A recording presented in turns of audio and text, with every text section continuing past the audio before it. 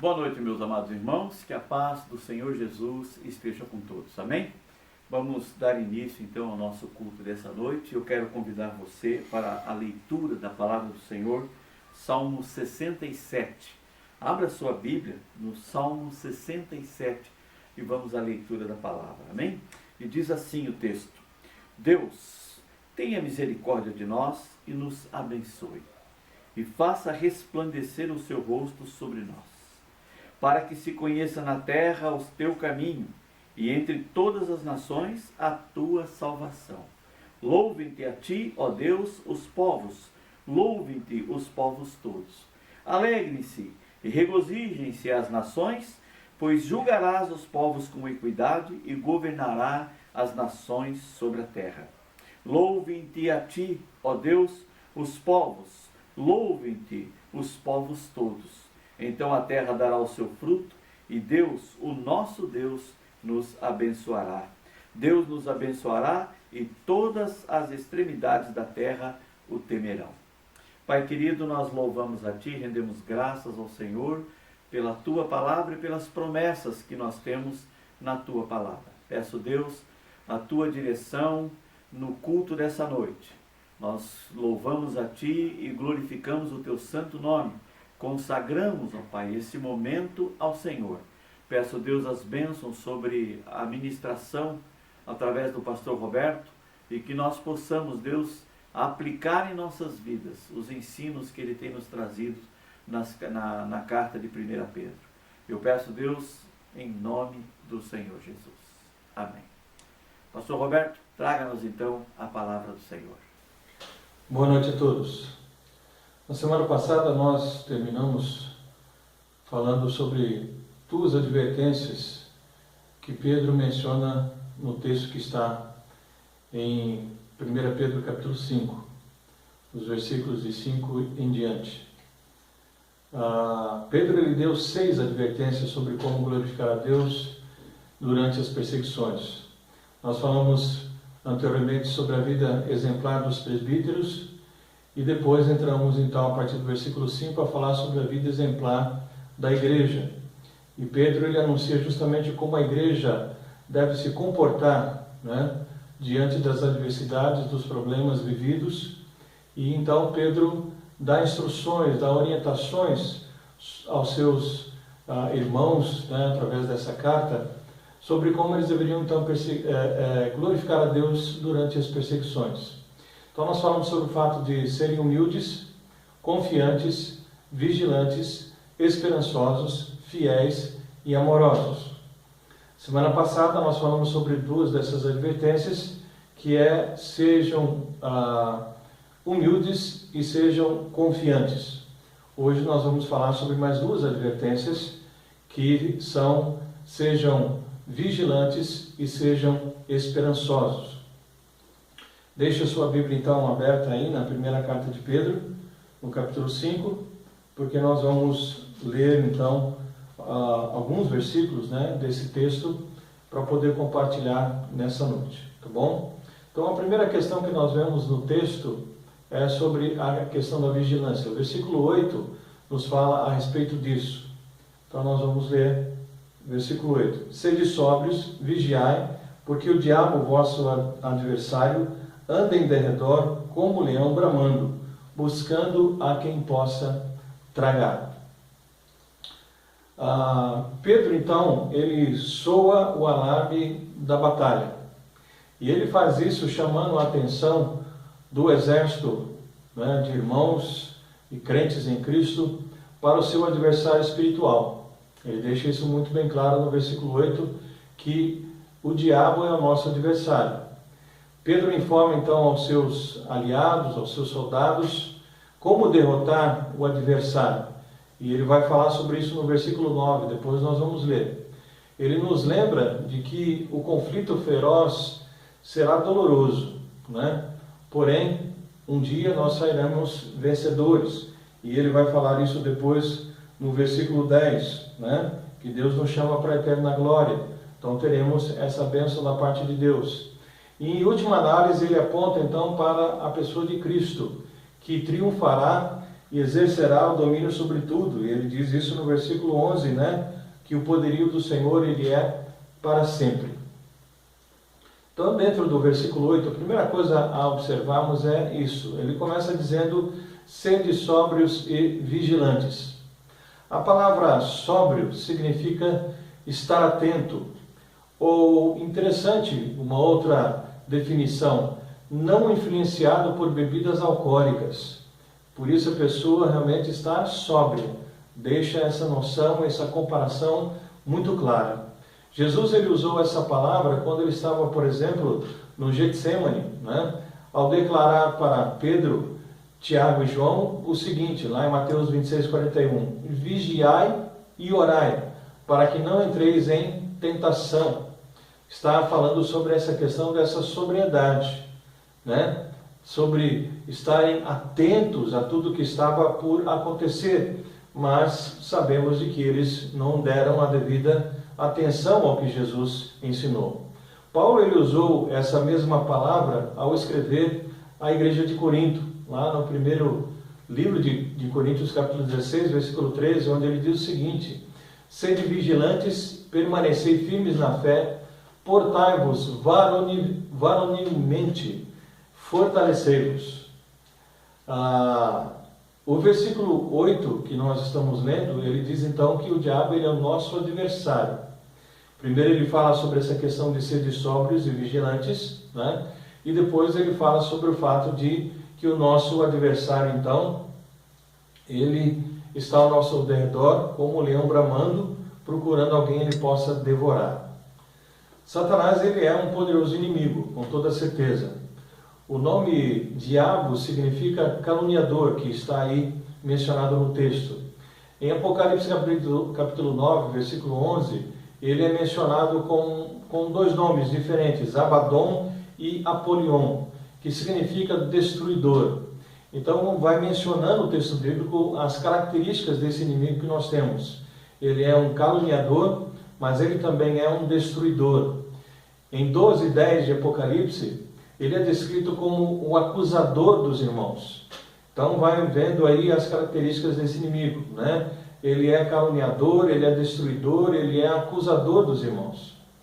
A sua estratégia é muitas vezes atacar a vida dos crentes durante alguma provação, sugerindo, no caso, de que Deus ele não se importa com seus filhos.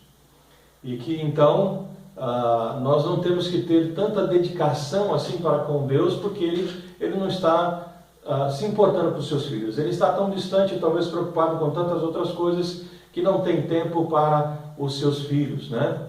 Então, ele não é tão forte também o suficiente para nos livrar, né? Dando a ideia de que o inimigo ele é mais forte do que o nosso Deus, né? De que ele não se importa conosco. Portanto, em João 8,44 diz que o diabo é o pai da mentira. Então, todas essas coisas que ele influencia a nossa mente, todas essas coisas que ele diz, nós sabemos que são mentiras.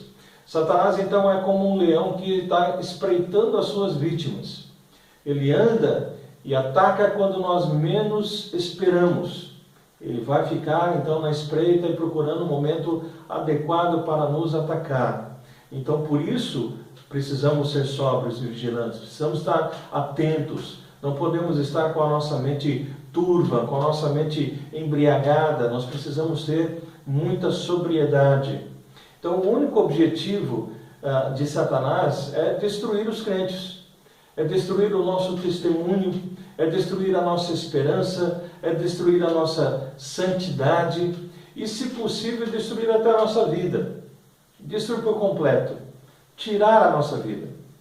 E embora ele tenha uma legião de demônios para fazer a sua vontade, nós sabemos de que ele não é nem onipresente e nem tampouco onipotente.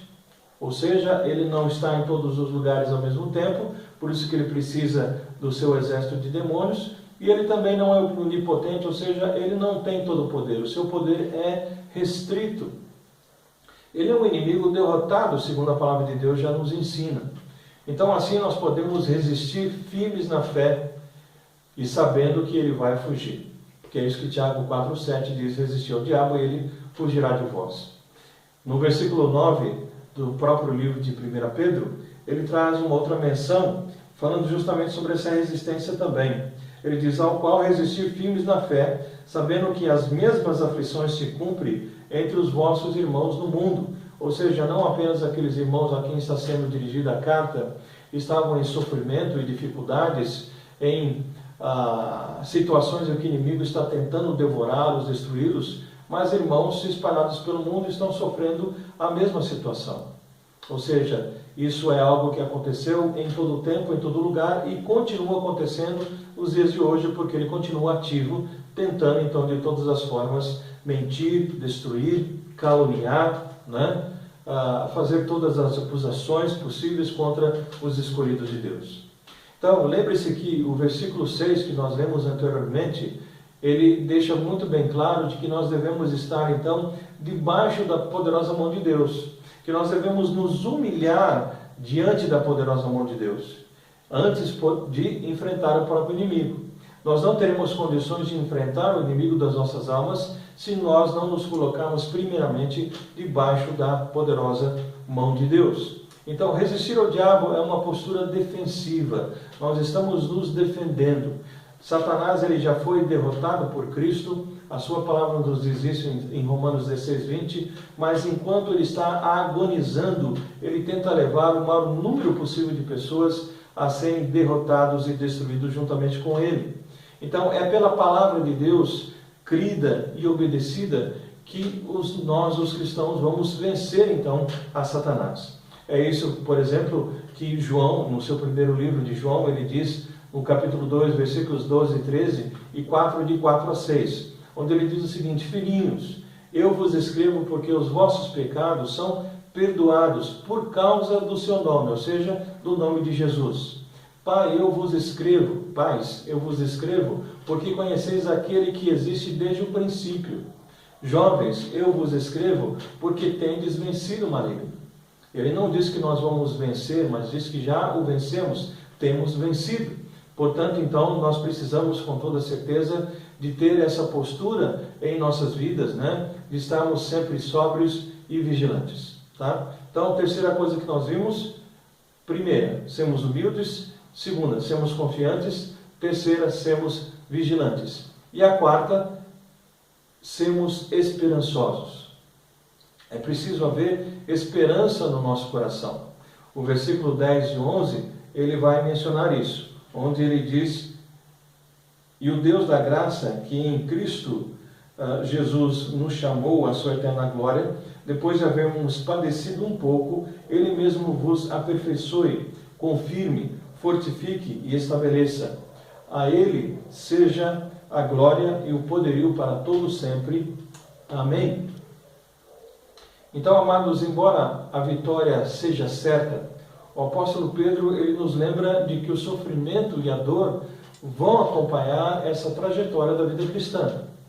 Nós sabemos que nós vamos aportar em porto seguro, que nós vamos realmente já temos a vitória, nós já temos a pátria celestial nos aguardando, mas enquanto nós estamos aqui, nós vamos ser acompanhados de sofrimento, de dor, de dificuldades, de tragédias muitas vezes na vida cristã. A batalha vai nos abalar às vezes, vai nos chocar e muitas vezes deixar terríveis cicatrizes, como soldados realmente numa guerra, Os ferimentos são variados, alguns mais feridos do que outros, alguns saindo quase que ilesos, mas a batalha sempre trará com certeza consequências para a nossa vida.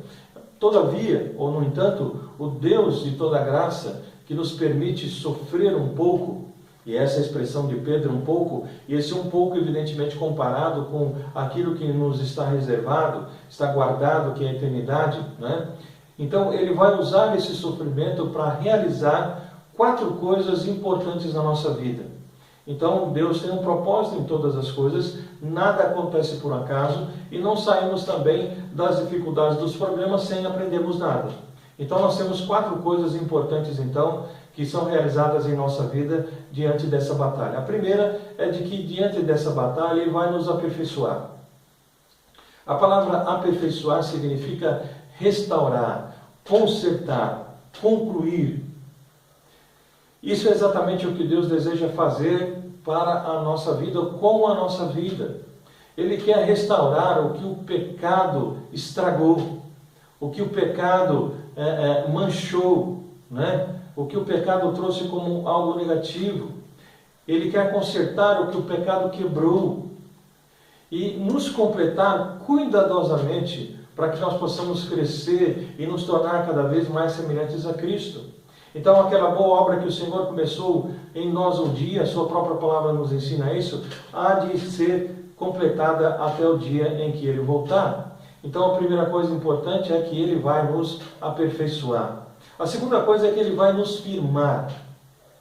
O termo firmar significa virar resolutamente em uma determinada direção, ou seja, é algo realmente definitivo, tá? É algo prático, é algo radical. Finalmente, né, ou firmemente definido, nós estamos fortalecidos nessa ideia e nesse propósito. Então, mais uma vez, Deus ele vai usar o sofrimento para nos transformar resolutamente para Ele, abandonar o pecado, permanecer firmes nele e ser reforçado por Ele. Estarmos alicerçados, estarmos enraizados nele. Então, isso traz firmeza. Então, Ele vai nos firmar em segundo lugar. Em terceiro lugar, Ele diz que vai nos fortificar. A palavra fortificar significa justamente dar vigor. Lembre-se do que Isaías diz, né? Que é o cansado, ele dá um novo vigor. Então nós precisamos sempre do vigor do Senhor diante das batalhas. Deus nos fará então fortes, nos fará vigorosos, nos fará firmes em nosso compromisso com Ele. Mas evidentemente, lembre-se do que nós lemos no versículo 6, precisamos ter humildade, nós precisamos estar debaixo, confiantes, e estarmos debaixo da poderosa mão do Senhor, para que realmente essas coisas possam nos ensinar, nós sejamos então hábeis, nós sejamos adestrados, ensinados, e aí nós venhamos a colocar em prática todas essas coisas no nosso dia a dia. Em quarto lugar, ele diz que ele quer nos fundamentar. A palavra fundamentar significa consolidar, estabelecer uma base sólida, uma base firme. Nós estamos fundamentados, alicerçados. É usado dessa maneira em Hebreus capítulo 1, versículo 10. A casa edificada sobre uma rocha lá, que é mencionado em Mateus 7, de 24 a 27. Aquela casa que está na areia vai ser destruída facilmente diante das tempestades, mas aquela que está firmada na rocha, ela permanecerá, ela ficará imóvel, ela não será destruída em hipótese alguma. Então, um crente que é equipado por Deus, que está sendo fundamentado em Deus, que está sendo direcionado, que está sendo instruído pelo Senhor, ele vai permanecer na fé, vai estar alicerçado, vai estar firme, não vai deixar justamente que nada o afaste da esperança do Evangelho. Isso Paulo escreve em Colossenses capítulo 1, versículo 23. Ainda em Efésios capítulo 4, versículo 14, ele diz que ele não vai ser levado por qualquer vento de doutrina, nós não vamos ser levados por qualquer tipo de ensinamento que não seja do Senhor Jesus, porque como ovelhas do sumo pastor, nós saberemos ouvir apenas a sua voz, nós vamos atender apenas a voz do Senhor, não seremos então levados por ventos, por vozes que não sejam da palavra de Deus. Então, quando um incrédulo passa por sofrimento, ele perde a esperança. Mas para nós, os crentes em Cristo Jesus, o sofrimento só aumenta a nossa esperança, porque nós somos fortalecidos. Lá em Provérbios, capítulo 21, versículo 31, a palavra do Senhor declara o seguinte: o cavalo prepara-se para o dia da batalha, mas a vitória vem do Senhor. Então nós sabemos de que a vitória sempre vem do Senhor, e se nós depositarmos a nossa esperança nele, a nossa confiança nele, nós realmente seremos vitoriosos. O sofrimento então ele é temporário, mas as recompensas elas são eternas. Lembre-se disso, guarde isso. O sofrimento ele é temporário, mas as recompensas são eternas. E Paulo expressa isso, essa esperança com muita eloquência, no livro de Romanos capítulo 8, versículo 18, onde ele diz: porque para mim tenho por certo que os sofrimentos do tempo presente não podem ser comparados com a glória a ser revelada em nós. Então podemos nos firmar nessa certeza. E ele diz ainda no versículo 11: a ele seja o domínio pelos séculos dos séculos. Amém. Então a esperança cristã, amados, está no poder de Deus. E assim, o apóstolo Pedro, ele conclui as suas observações, atribuindo a Deus o eterno poder, que vai levar o seu povo para a glória eterna. É o poder do Senhor que vai nos levar à presença de Deus, do Senhor Jesus Cristo, que vai nos levar à presença de Deus, onde nós então viveremos para sempre com Ele. Então o domínio de Deus nunca será extinto, nunca se acabará, nunca vai ser apagado. Se você olhar para Isaías 48:13 e Mateus 19:26 fala claramente sobre isso, diante de tantos outros textos na palavra de Deus, deixando bem claro de que o poder do Senhor não pode ser extinto, em hipótese alguma, em momento algum. Dois reformadores no cristianismo, um deles chamado Latimer e outro Nicholas Ridley, eles foram queimados na fogueira em Oxford por sua fé no mês de outubro de 1555, século XIV. Enquanto as chamas se levantavam, Latimer ele declarou o seguinte, quando estavam então as chamas sendo levantadas para queimá-lo: nesse dia arderemos como uma vela, um fogo que, pela graça de Deus, na Inglaterra, nunca mais se apagará. Então, amados, esses homens enfrentaram uma morte bárbara, com extrema calma, firmeza extraordinária. Por quê? Porque, como Paulo, eles sabiam em quem eles creram, em quem eles haviam crido. E isso dava uma certeza para eles que, diante do sofrimento momentâneo dessa terra e até mesmo da morte, a glória estava reservada para eles. Os céus estavam abertos para poder recebê-los. Então isso lhes trazia uma profunda confiança e certeza. Pena nós podemos observar que a Inglaterra hoje está tão distante da palavra de Deus. E por isso, irmãos, missionários estão indo até lá para poder pregar o Evangelho àquelas pessoas que estão tão distantes do Senhor. Então, amados, esses dois homens, esses dois reformadores, esses dois mártires, eles se tornaram mártires com justiça, pela coragem, pela fé que eles demonstraram. E coragem não é ausência de medo, mas a coragem justamente é enfrentar o medo sabendo, dentro desse contexto, em quem nós temos crido. E pelo Senhor, então, nós podemos corajosamente enfrentar toda e qualquer situação, e foi isso que aconteceu exatamente na vida desses queridos irmãos que nós mencionamos, dentre muitos outros na história do cristianismo, que entregaram sacrificialmente as suas vidas por amor a Jesus, por amor ao Evangelho, não negando a palavra de Deus, não negando a pessoa de Jesus Cristo em hipótese alguma, antes preferindo entregar os seus corpos à morte do que negar Cristo na vida deles. Que nós possamos olhar, amados, para essa palavra que Pedro nos ensina. Que nós possamos olhar para a história onde tantos irmãos se entregaram por amor a Jesus. Entregaram seus corpos literalmente por amor ao Senhor. E que nós hoje, diante dos problemas que nós vivenciamos, que com certeza não são maiores do que esses irmãos viveram. Provavelmente nenhum de nós sofremos ou sofreremos o que eles sofreram. Mas muitas vezes o fato de que não estamos sofrendo essas coisas, nós ficamos tão acomodados e tão relaxados na vida cristã que deixamos muito a desejar.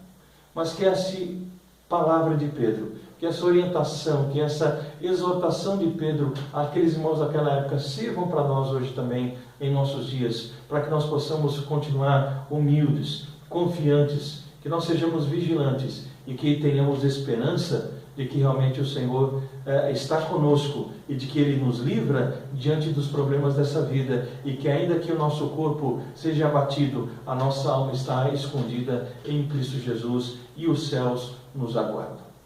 Essa é a nossa certeza, é a nossa esperança.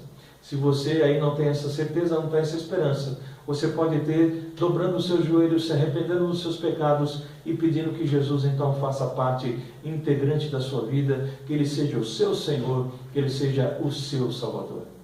E a nós que já conhecemos, que possamos então, com essas palavras de Pedro, permanecermos firmes no nosso testemunho de Jesus Cristo, para que Ele seja exaltado e outras pessoas possam também conhecer a Jesus como você e eu conhecemos um dia. Que nós possamos repartir essa mensagem, essa palavra tão maravilhosa àqueles que não têm esperança, àqueles que não têm confiança em Jesus Cristo, para que possam saber de que nós estamos seguros nas mãos do nosso Deus. Oremos. Pai, nós te agradecemos pela oportunidade de lermos a Tua palavra e sermos ensinados por ela. Que nós possamos permanecer firmes no Senhor, vigilantes, esperançosos, confiantes, sabendo, ó Deus, de que o Senhor não é homem para mentir e que o Senhor, ó Deus, tem cumprido todas as suas promessas e que nós podemos confiar em todas as coisas que o Senhor diz e faz, porque o Senhor é bom, porque a Tua fidelidade e a Tua misericórdia duram para sempre. Abençoe cada um dos nossos corações e que estejamos sempre firmados no Senhor e na Sua palavra, e que não nos deixemos levar por ventos de doutrina, por palavras que não venham do sumo pastor, o Senhor Jesus Cristo. É o que pedimos agradecidos, em nome de Jesus. Amém. Que Deus nos abençoe, que todos tenham um bom restante de semana na graça e na paz do Senhor. Amém, irmãos? Que bênção podermos ouvir e estudar a palavra de Deus, né? Pastor Roberto, muito obrigado pela mensagem, pelos estudos que o senhor tem nos trazido, inclusive também agradecendo pelos estudos, pelo devocional na parte da manhã, que tem sido uma grande bênção, né? Estamos aí com a média de 7 a 10 pessoas assistindo o devocional. Gostaríamos que mais pessoas participassem desse momento tão gostoso, 1 Coríntios, né? Já estamos no capítulo 6, já vamos indo para o capítulo 7. Mas sempre é bom ouvir e estudar a palavra de Deus. Amém? Convido a todos que participem, né? Vamos orar, vamos colocar diante do Senhor mais uma vez as orações, muitos pedidos de orações, pessoas que estão enfermas, né? E eu quero colocar diante de Deus isso com você, junto com você agora. Pai querido, eu quero nesse momento louvar e glorificar o Teu santo, precioso nome e colocar mais uma vez diante do Senhor os nossos pedidos de orações. Muitas pessoas ontem e hoje continuam clamando, Senhor, pelos pedidos que foram feitos e pelos nomes que mencionamos na oração de ontem, e o Senhor já conhece as nossas necessidades.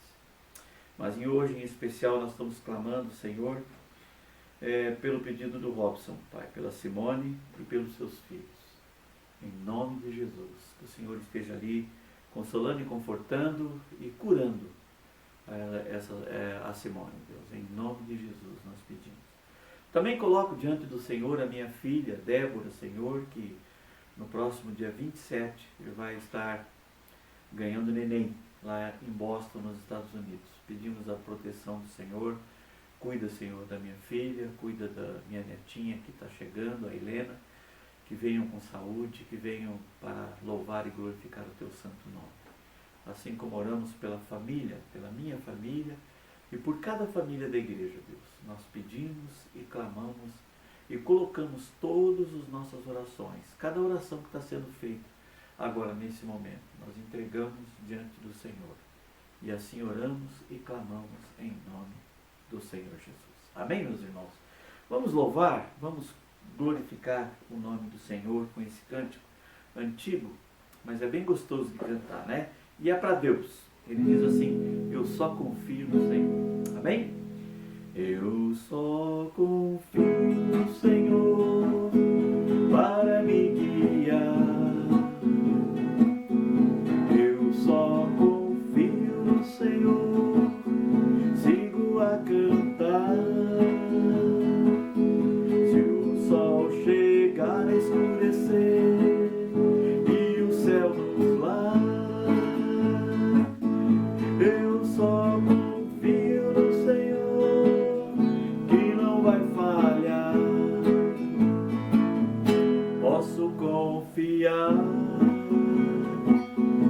posso confiar e lá no céu Cristo vai me dar. Se o sol chegar a escurecer e o céu nublar, eu só confio no Senhor que não vai falhar. Eu só confio no Senhor para me guiar. Eu só confio no Senhor, sigo a cantar. Se o sol chegar a escurecer e o céu nublar,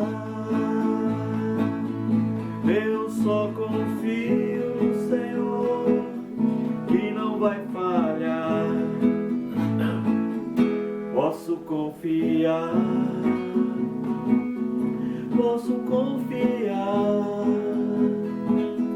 que um lar no céu Cristo vai me dar. Se o sol chegar a escurecer e o céu nublar, eu só confio no Senhor que não vai falhar. Amém? Confie no Senhor. Deposite toda a sua confiança em Deus, porque para Deus nada é impossível. Amém? Deus abençoe a todos, tenha uma boa noite, um bom restante de semana, em nome do Senhor Jesus.